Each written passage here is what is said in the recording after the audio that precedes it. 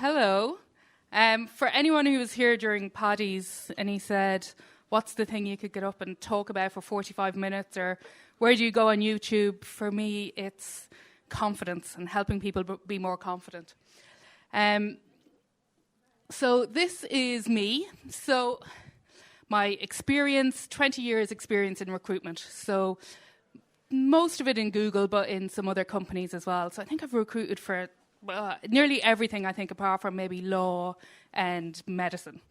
And then, I'm just really, really passionate about helping people navigate work. I suppose if you were to see my CV, you'd see, the jobs that I did. I have a master's in coaching psychology, I have diplomas in coaching, all of those things.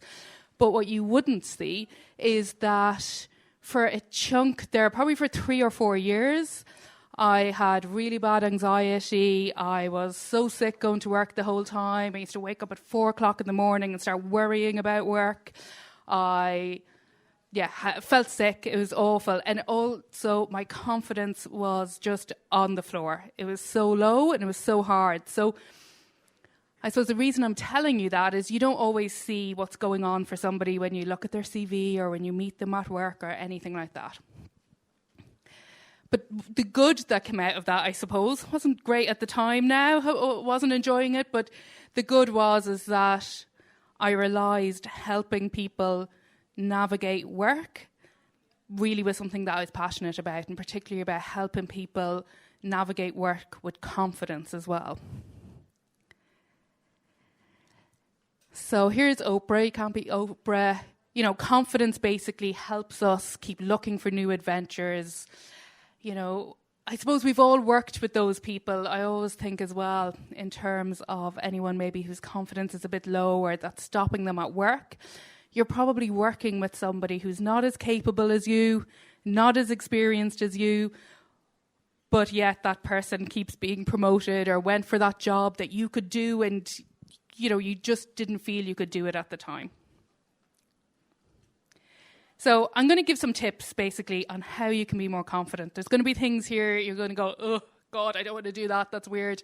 You don't have to. That's okay. Just take away one thing that could help you be more confident, whether that's applying for a job, going for an interview, or when you're actually in work. And all of the things that I speak about are based in evidence. So these are things that there's research on that has shown will help you be more confident. So first of all, what is confidence? Because it can mean different things to different people. Like the really boring psychological definition is a belief that one is capable of successfully meeting the demands of a task. So confidence is linked to tasks, linked to particular things. So you could be really confident in speaking publicly. Maybe you've no problem getting up and talking to people, but your confidence takes a total dip in interviews, weirdly, or in there's a little voice in your head that just tells you actually you're not that good at your job, even though you're confident in some parts of it. So I'm going to give you a couple of seconds to think about this. So what would you do if self-confidence was not holding you back?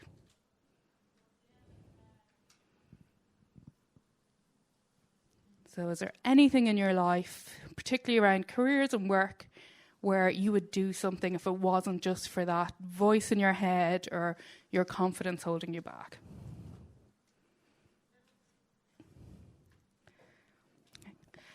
And confidence is something that there are some people actually who are, I won't say born with confidence, but they have personality traits where they tend to be more confident. Maybe they're more optimistic and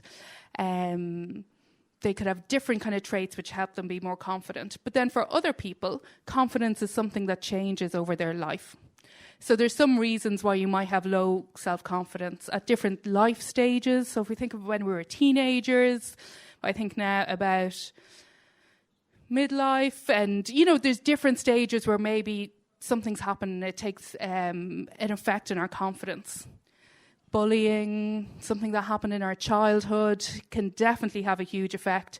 Bullying at work has a massive effect. Like I didn't even say it earlier, but I am a career coach. That's my role. And I see people all the time who were bullied in a job 10 years ago, or something happened in a job 15 years ago and they weren't sure what it was exactly, and it's only now they're realising, actually, I was bullied in that job. And that can really affect your confidence. We all know that social media can as well. We're all comparing ourselves. Oh my God, look at those people on LinkedIn I went to school with and they're all earning millions now and they're way better. Or psychological disorders, so anxiety in my case, but depression, there's lots of other things that can affect it. I have relationship breakdowns, but I would include in here redundancy as well, or any sort of reason why you finished up in a company and perhaps that's something that affected your confidence. And then the benefits. So we all know what the benefits are.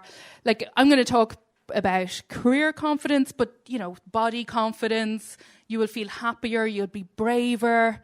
And there's a lot actually to say that sometimes instead of thinking how can I be more confident, think how can you be braver, because bravery sometimes comes before confidence. Actually going, okay, I can't do this, but I'm just going to put myself out there, and being brave, that can actually build confidence.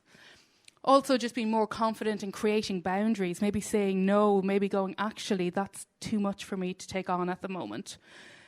So things like that will come when you're feeling more confident. And this is Maslow's hierarchy of needs. Basically, all that this is saying is, on a basic level, we need food and sleep and things like that. Then we need security and safety, house, money, social relationships. But then the next thing that's really important for us as humans is actually esteem, is feeling that we're worthy, and feeling that we can do things. So I'm going to get to the tips now. This is the important bit. So good news is you can actually improve your confidence. You can work on your confidence. So here are some short-term tips, and I'm going to briefly go through some long-term tips, but for the long-term tips, it's very hard to go through those in like a minute, but I'll tell you a few. So some of the short-term ones where there is evidence to show that these help you be more confident. Positive affirmations. These are really good for interviews. An exercise called Best Possible Self. So a lot of sports people would use this. Success Bank and Power Stance. So we're going to talk about these. So Success Bank is something that I recommend to all of my clients to start. So just some sort of document, an Excel spreadsheet, a Word document. It could be a journal or something, but ideally something online that you are going to track your strengths, your skills, your achievements. So you're going to start it now and think back over the past. What are all of the things that you've done? If I was to call your boss and say, tell me what Mary's strengths are, tell me what she's really good at. If I was to call your friends and ask them, like, who are you in your friend group? Are you the organizer? Are you the empathetic person everyone comes to with their problems? Like, who are you in your family life? Like, think of all of these things that are unique and amazing to you. Think about all the skills that you've demonstrated. Think about your achievements. What are you really proud of? What have you done at work and outside of work that you're very proud of? And this document, you're going to add to it all the time from now on. So now when I get good feedback from clients, or maybe I'm going to put today on it. I'll say I spoke to, I don't know how many people are here. Say 100, I don't know, but I'm going to put that on it as well. Keep adding to your Success Bank. And this will help when you go to make your CV or when you go to interview as well. You'll be able to look at this and go, okay, what are all my examples? But it also helps boost your confidence and go, actually, I have done all these things. These are facts, and these are things that I've done. So the best possible self. So this is a visualization exercise. And as I said, sports people use something really similar. And I can't think of the name, the tennis player, the big English tennis player, amazing and really famous at the moment, whatever his name is. He spoke in a podcast recently about using this. But it's taking time and to think about a scenario. So it could be an interview. It could be about a presentation you're going to do. And you think about, you're in that future and you're talking about how it went. I got up, there was 100 people there, I spoke clearly, I didn't forget anything. Like, talk about all of the things that you've done or that you are picturing yourself doing. Like, go into detail, write it down, talk about how you feel. You know, I felt nervous starting, but then I got really into it and I got a buzz from doing it. Or, you know, think about an interview, for instance. And write all that down and do that a few times over a couple of days. And your brain doesn't know the difference between you really doing it or you thinking about it and writing about it. So you are tricking yourself into being more confident about this. And plus, you're also thinking about kind of practicing as well, like how sports people use it sometimes, is thinking, okay, well, you know, what could go wrong? How am I going to actually counteract that? What am I going to do? So that can be a nice exercise to do. This one, so power stance. Amy Cudahy has a good TED talk on this one. So again, this is practicing taking up room and tricking yourself into feeling more confident. So again, we'll use the example of an interview, but it could be a meeting or something like that. So either at home or in the bathroom or something before you go in, like actually practicing standing with your legs far apart, your hands on your hips, or however you feel most comfortable and most powerful, and taking up space, and just practicing doing that. And that again can help us feel more confident. So that's a nice, quick and easy one maybe before an interview or a meeting, because, you know, sometimes we're rushing and we're like, oh, all tense and wound up, and it can even help in terms of having that kind of mindful moment before you go into something. And the last one, I actually love these, and I use these myself all the time, and even when I was going through that phase of feeling my confidence was quite low and I felt very anxious, I use these a lot. So positive affirmations. And again, it goes back to tricking your mind into feeling more confident. So let's say it was for interviews. I'll keep using that example. You know, you might come up with statements that feel authentic to you and like something you would feel nice for you to say, and maybe not icky, or, you know, sometimes you look them up on Google and some of them can be like, oh, that's a bit... I don't know, they can seem a bit weird. Something that feels nice for you. And just saying it, ideally out loud. So go to your bathroom, go someplace where there's nobody around, and just saying these things and repeating them to yourselves. I actually use these, it's funny, I have 2 kids, and I use these for childbirth as well. So I was going in, consultant looking at me, and I'm like, I am strong and capable, and this will be okay. But again, it's tricking your mind into believing that. Now, so I'm going to talk about a couple of long-term tips. So these are the things that could be really powerful to do over the long term to help you increase your confidence.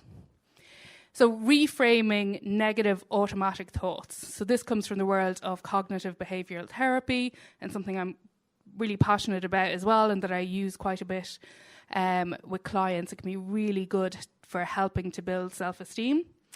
We'll talk about self-compassion, and we're going to talk about strengths again as well. But self-limiting beliefs are those thoughts, those negative things that come into your head sometimes, like, oh, I could never apply for that job. Like, there's no way I'd ever be hired for that job. I can't present. I'm really bad at presenting. So these thoughts that come in, and they're there, and we can start believing those thoughts. So there's a nice trick to use. There's loads of things from CBT to use for self-esteem, but one that sometimes helps with those negative automatic thoughts is, imagine you're in court. Okay, so you're going to go for a trial, and in that trial, you are arguing the case for, I will never get that job. I'm just don't have the skills or experience for that job. I'll never get it. And on the other side of the courtroom, there's somebody else arguing that you will get that job. Okay? And you need to think, okay, well, what evidence do I have? So what are the facts and evidence I have that back up my claim?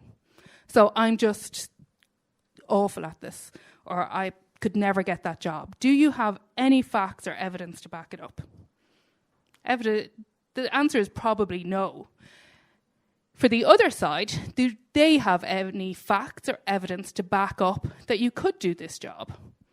And if you're being rational and really thinking it through, you might go, well, actually, I did lead that team for 5 years. And they'll find out as well that I got Manager of the Year twice. And, the other side could argue that I, have 8 of the 10 skills needed to do this job. So that side's probably going to win. You are not going to be able to convince a judge that you are true in saying you can never get that job. And this helps sometimes because the whole thing behind CBT, cognitive behavioural therapy, is that thoughts are not facts, or beliefs are not facts. So this helps make it a bit more rational, okay, in terms of just because you believe something and you've been telling yourself that thing for years or months or whatever does not actually make that true.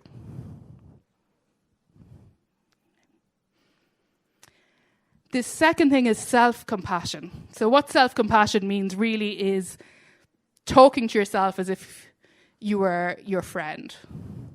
So you come out of an interview and you're like, Jesus, I did terrible in that interview. It was absolutely awful. The worst interview ever. Like, if your friend was to say that, what would you say to them? So in your head, you're probably beating yourself up. I didn't research enough. I wasn't prepared enough. I did a terrible job. Like, if that was your friend, you'd go, I'm sure you actually did fine. Like, tell me more about it. You go, no, well, actually, I answered that okay and I answered this okay. And there was one question I did bad in. Like, if that was your friend, you'd go, geez, that's great. I'm sure you did brilliant. You're always really good when you go in front of people, and you'd be lovely to your friend and you'd talk really, really nice to them. But you don't do that for yourself. So showing yourself some self-compassion. And with self-compassion, none of us are perfect. Absolutely nobody is. I don't know anybody perfect. You don't have to be perfect in order to be worthy or loved or employed or have a good job, because it's not possible. And that's what you are as well. You're not perfect, but you're still absolutely amazing. And you deserve respect. And then the last one is, this could be short-term or long-term, but understanding your strengths. Like, I'm always amazed when I talk to clients, I'm like, okay, well, tell me your strengths. What are you good at? And some people are like, I don't know. I've no strengths. I'm not sure. And like, then when you delve into it, you're like, okay, so you're telling me that, you've done these 3 jobs and you've done all these things and you've managed teams or you've solved these clients' problems, but you've no strengths. There's nothing that you're naturally good at. Like, it's not possible. You have strengths. You have lots of strengths. And Paddy actually mentioned about psychometric assessments. And again, I think there's some that are okay, that are good. I would never kind of use them to base any big decisions off or anything like that. But this one here, there's a free profile that you can do on it, strengthsprofile.com. And it's quite nice to get you started on thinking, okay, what are my strengths? And you go in and do the free version. I think it gives you like a list of 10 strengths or something like that. But it can be a nice starting point.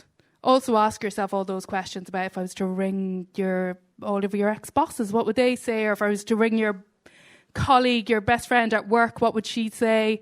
What would your kids say? What would your family say? And I'm sure you should have a list of at least 10 strengths, things that you are really good at. And by focusing on these, again, it can improve our confidence. It allows us to remember, actually, there's things that I'm really good at. Like, I would be an amazing hire for somebody. Like, I have all these skills, all of these strengths. I would be amazing. So there's quite a lot there. You're probably like, here, I'm stressed. I'm trying to get a job and I'm trying to whatever. I hate my other job and I have loads of things that I'm trying to do. And you're giving me a list of 10 things now. Just think of one thing from today. Was there one thing that I spoke about that you could go back tomorrow and just start putting into practice or look into a bit more.